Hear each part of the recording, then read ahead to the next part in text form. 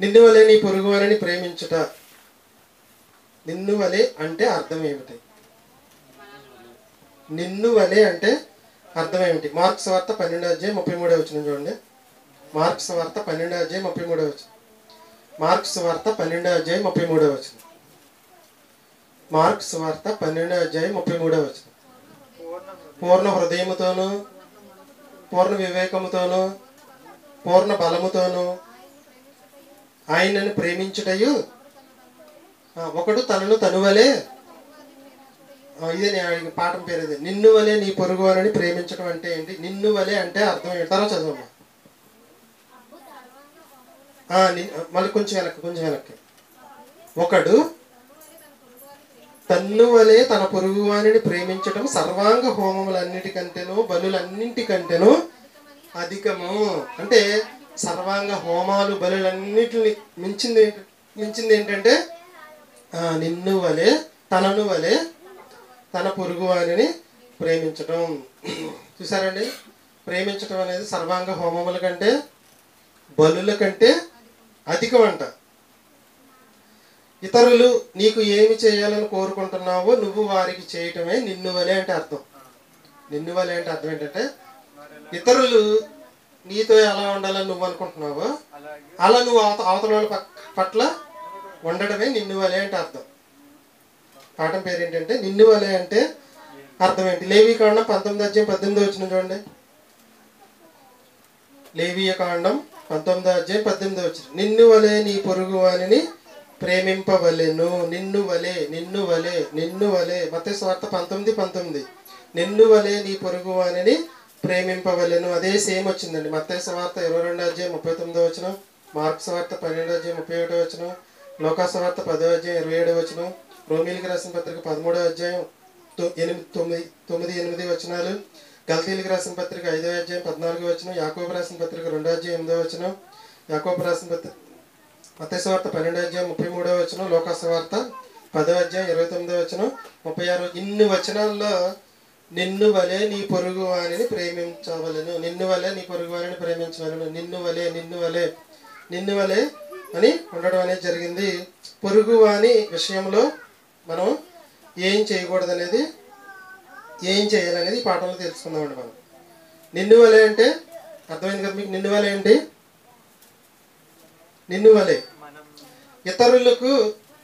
ఇతరులు నీకు ఏమి చేయాలని నువ్వు అనుకుంటున్నావో వాళ్ళ పట్ల నువ్వు అది చేయడమే నిన్ను వలె అనే దానికి అర్థం అండి. పొరుగు వాని విషయంలో ఏం మనం చెయ్యొచ్చు, ఏమి మనం చేయకూడదు అది తెలుసుకుంటే నిన్ను వలె అంటే ఏంటో మనకు అర్థమైంది. నిన్ను వలె అంటే ఏంటంటే ఇతరులకు ఏం చేయాలని కోరుకుంటున్నావో నువ్వు వాళ్ళకి తిరిగి, అర్థమైందండి? ఇతరులు నీకు ఏం చేయాలని కోరుకుంటున్నావో నువ్వు వారికి అదే చెయ్యాలి. ఇదే నిన్ను వలె అంటే అర్థం. పొరుగు వాని విషయంలో మనం ఏం చేయొచ్చు, ఏం చేయకూడదని బైబిల్ గ్రంథంలో కొన్ని వచనాలు చూపిస్తాను మీకు. పొరుగు వాని విషయంలో మనం చేయవలసినవి, పొరుగు వాని విషయంలో మనం చేయవలసినవి ఏంటంటే ఎఫ్సీలకు రాసిన పత్రిక 4:25. పొరుగు వానితో సత్యమునే పలకవలెను, సత్యమునే పలికేవాడే పొరుగు వారిని ప్రేమించేవాడు. రోమీలకు రాసిన పత్రిక 15:7. పొరుగు వాని క్షేమాన్ని కోరుకోవాలి. లేవీకాండం 19:17. తప్పు చేస్తున్నప్పుడు పొరుగు వారిని తప్పక గద్దించాలి. లేవీకాండం 19:15. న్యాయముగా తీర్పు తీర్చాలి. లేవీకాండం 19:17. పొరుగు వాని మీద పగపట్టకూడదు. నిర్గమాకాండం 22:26. పొరుగు వాని మీద కోపం అనేది ఉండకూడదు. అతని ఆత్మను రక్షించే పనిలో ఉండాలి. ఇది పొరుగు వాని విషయంలో మనం చేయవలసినవి. పొరుగు వాని విషయంలో చేయవలసినవి ఏంటండి? సత్యాన్ని పలకాలి, క్షేమాన్ని కోరుకోవాలి, తప్పు చేస్తే గద్దించాలి, న్యాయంగా తీర్పు తీర్చాలి, పగపట్టకూడదు, కొండెములు ఇచ్చకములు అతనితో ఆడకూడదు. ఇవన్నీ కూడా ఏంటంటే పొరుగు వాని పట్ల మనం చేయవలసినవి. చేయకూడదు ఏంటంటే సామెతల గ్రంథం 25:9. పొరుగు వాని గుట్టు బయట పెట్టకూడదు, పరుని ఇంటికి మాటికి పోకూడదు. జకర్యా గ్రంథం 8:17 దుర్యోచనలు పొరుగువాని పట్ల యోచించకూడదు. ద్వితీయోపదేశకాండం 19 అధ్యాయం 14, 27 అధ్యాయం 17 వచనంలో పొరుగువాని సరిహద్దు రాయి తీయరాదు. నిర్గమకాండం 20 అధ్యాయం 16 వచనం పొరుగువాని మీద అబద్ధ సాక్ష్యం పలుకకూడదు. ద్వితీయోపదేశకాండం 5:21 పొరుగువాని దేనిని ఆశించకూడదు. సామెతల గ్రంథం 17:18 జామీను ఉండకూడదు. లేవీకాండం 19 అధ్యాయం 13 వచనం హింసించకూడదు. పాఠం పేరేంటంటే నిన్ను వలె అంటే అర్థం ఏమిటి? నిన్ను వలె అంటే అర్థం ఏంటి? పొరుగువాని విషయంలో మనం చేయవలసినవి ఏమిటి? పొరుగువాని విషయంలో చేయకూడనివి ఏంటి? పొరుగువాని విషయంలో చేయకూడని ఏంటి? వాడి గుట్టు ఎప్పుడు కూడా మనం బయట పెట్టకూడదు. ఒకవేళ బయట పెట్టాము అంటే మనకు పొరుగువాని పట్ల ప్రేమ అనేది లేనట్లే. పొరుగువాని ఇంటికి మాటి మాటికి పోరాదు. ఇది కూడా పొరుగువాని ప్రేమించడం. దుర్యోచనలు యోచించకూడదు. అబద్ధ ప్రమాణములు పొరుగువాని పట్ల మనం చేయకూడదు. సరిహద్దు రాళ్ళు తీయకూడదు. అబద్ధ సాక్ష్యాలు పలుకోకూడదు. పొరుగువాని దేనిని ఆశించకూడదు. జామీను ఉండకూడదు. పొరుగువాని పట్ల నిన్ను దేవుడు ఏం చేయొద్దు అంటున్నాడు? నువ్వు అది చేయకూడదు. ఏం చేయమన్నాడో అది చేయాలి. అప్పుడు నిన్ను వలె అనే దానికి మీకు అర్థం అనేది అర్థమవుతుంది. తర్వాత మీరు చూసుకుంటే పొరుగువాని విషయంలో చేయడం, చేయకపోవటం. దేవుడు చేయమన్న వాటిని పొరుగువాని విషయంలో చేస్తే ప్రేమించినట్లు, చేయకపోతే ప్రేమించినట్లు.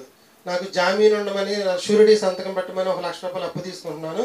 షూరిటీ సంతకం పెట్టమని ఫ్రెండ్ వచ్చాడు. మనం పెట్టనన్నాం. నీకు ప్రేమ లేదంటాడు వాడు. ఇక్కడ దేవుడు ఏం చెప్పాడు? నీ పొరుగువానికి నువ్వు జామీను ఉండకూడదు. రెఫరెన్స్ చూపించమంటారా? సామెతల గ్రంథం 17:18 ఉంటుందండి. దేవుడు వద్దు అన్నాడు. వద్దు అన్నదాన్ని నువ్వు అతని పట్ల నువ్వు చేసావనుకో, నువ్వేం చేసినట్లు? ప్రేమించినట్లు. సహోదరుని ప్రేమించినట్లే, దేవుని కూడా ప్రేమించినట్లే. కాబట్టి దేవుడు సహోదరుల పట్ల ఏం చేయమన్నాడు? ఏం చేయమన్నాడండి? సత్యాన్ని పలకమన్నాడు. క్షేమాన్ని కోరుకోమన్నాడు. తప్పు చేస్తే గర్దించమన్నాడు. న్యాయంగా తీర్పు తీర్చమన్నాడు. పగపట్ట కూడదని చెప్పాడు. క్రోధం ఉంచుకోవద్దన్నాడు. అతని ఆత్మరక్షణ గురించి ఆలోచించమన్నాడు. ఇది చేయాలి. ఏం చేయొద్దన్నాడు? పొరుగువాని పట్ల ఆడి గుట్టు బయట పెట్టొద్దు అన్నాడు. ఏమనండి? ఇంటికి మాటికి పోవద్దన్నాడు. దుర్యాలోచన, అబద్ధ ప్రమాణం పొరుగువాని పట్ల తీయొద్దన్నాడు. పొరుగువాని సరిహద్దు రాయి తీయొద్దన్నాడు. పొరుగువాని పట్ల అబద్ధ సాక్ష్యం పలకొద్దన్నాడు. పొరుగువానికి జామీను ఉండొద్దన్నాడు. పొరుగువాని ఎట్టి పరిస్థితుల్లో హింసించకూడదు అని చెప్పాడు.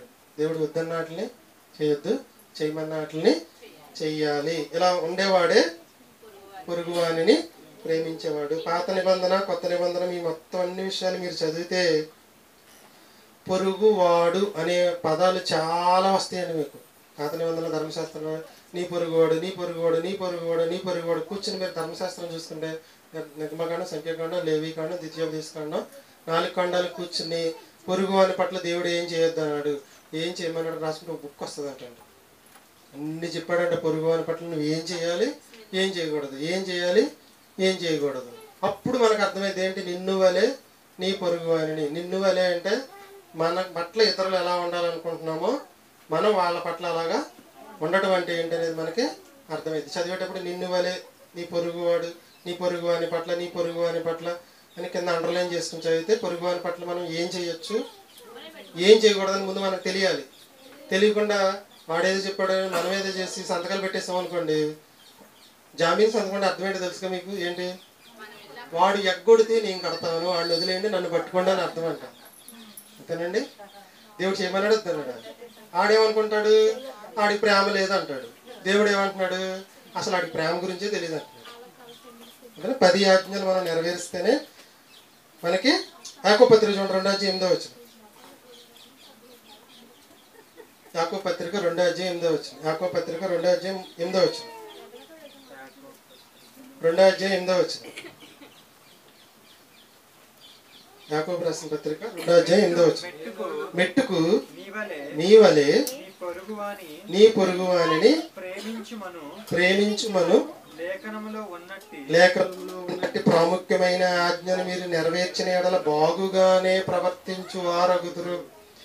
మెట్టుకు నీ వలె నీ పొరుగువానిని ప్రేమించుము అనే లేఖనంలో ఉన్నట్టు ఈ ప్రాముఖ్యమైన ఈ ఆజ్ఞ, లేఖనాల్లో ఉన్న ప్రాముఖ్యమైన ఆజ్ఞ అంటండి ఇది. నిన్ను వలె నీ పొరుగువానిని ప్రేమించటం అనేది. ఇది మనం ప్రేమించామనడానికి నిర్వచనం ఏం చెప్పాను మీకు? పార్ట్ 13లో, పార్ట్ 12లో 10 ఆజ్ఞలను మనం నెరవేర్స్తేనే వాడిని ప్రేమించినట్లు. మీకు 14-15 భాగాలతో ఈ టైటిల్ పూర్తి అయిపోద్దండి. పూర్ణ హృదయంతో, పూర్ణాత్మతో, పూర్ణ శక్తితో దేవుణ్ణి ప్రేమించుట ఎట్లు. పార్ట్ 14 అది. పొరుగు వారిని ప్రేమించుట, నిన్ను వల్ల నీ పొరుగు వారిని ప్రేమించమన్నాడు కదా, అది పార్ట్ 15. మీకు నెక్స్ట్ సండే నైట్ కానీ పగలు కానీ చెప్పేస్తాను. హర్బే అని చెప్తావా? పిల్లలకి కృష్ణావాళ్ళు వచ్చిన తర్వాత పాయసం పోసి వచ్చారు. కృష్ణావాళ్ళు మీ డాడీ వెళ్ళారు, టైం 10 అవ్వలేదు ఇంకా. ప్రసాద్ ఒకసారి ఆఫ్ చేశాను. కృష్ణావాళ్ళు వచ్చిన తర్వాత పాయసం పోసి పిల్లల్ని పంపించేయండి. అందాక మామగారు 4 పాటలు